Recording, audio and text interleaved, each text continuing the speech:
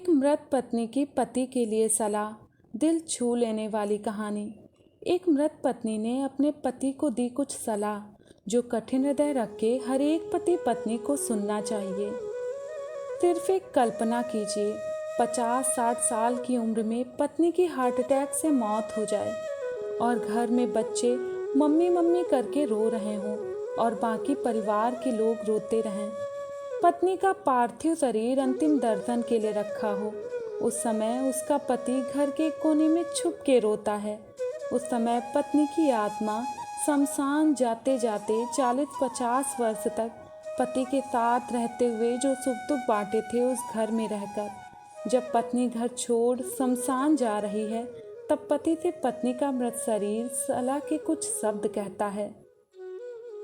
पत्नी अपने पति से कहती है, विवाह के समय जो हमने 7 फेरे लेते हुए 7 वचन लिए थे, जिसमें साथ जीने और मरने का भी वचन था, लेकिन मुझे सपने में भी नहीं पता था कि अचानक ऐसे जुदा होना पड़ेगा।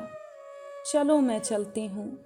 मुझे पता है आपको डायबिटीज़ बीपी दोनों हैं, इसलिए मीठा खाना कम कीजिएगा, क्योंकि अब आपके हाथ में जो मिठाई की थाली होगी उसे ज़बरदस्ती छीन लेने वाला आपके पास नहीं होगा, इसलिए अपना ध्यान रखना। चलो मैं चलती हूँ। सुबह जल्दी उठकर दवाई लेना मत भूलना। शायद चाय देर से मिले तो बहू पर गुस्सा मत होना, क्योंकि मैं नहीं हूँ, यह समझ कर जीना। चलो मैं चलती हूँ। हाँ, हो सकता है बच्चों को बहू डराए, फिर भी गुस्सा मत होना, क्योंकि उस गुस्से को चुपचाप सुन लेने वाली और गुस्से को निगल जाने वाली मैं नहीं रहूँगी आपके पास। चलो मैं चलती हूँ। मेरा रुमाल कहाँ है, मेरी चाबी कहाँ है? ऐसी गलत आवाज़ें मत करना। ये सब याद रखना है और इसे याद रखने की आदत डाल लेना है। बहू जो भोजन दे उसे शांति से खा लेना। मुझे पता है मेरी गैर मौजूदगी आपको सताएगी, पर क्या करूं? चलो मैं चलती हूँ। बुढ़ापे में लकड़ी लेना मत भूलना। अंधेरे में धीरे धीरे कदम रखना। नीचे गिरोगे और हाथ पैर टूटेंगे तो आपकी सेवा करने वाला कोई नहीं होगा, इसलिए संभाल कर चलना। चलो मैं चलती हूँ।